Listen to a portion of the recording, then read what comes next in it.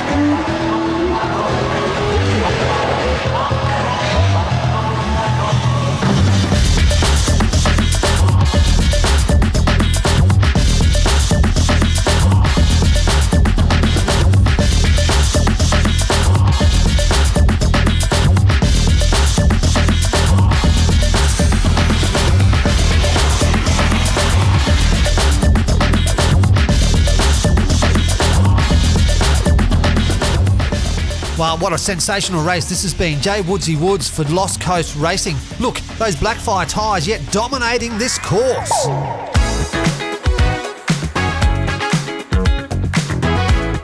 Yeah, Hot Car Track, I agree. The Blackfire tyres certainly are a good addition to these custom vans. And as you can see, Jay Woodsy Woods for Lost Coast Racing has made it through the semis with them on. Next up for Team Po'boy Racing, the driver Shogun Red in the red shed, heading off to the semi-finals. Good luck, we'll see you in a few weeks.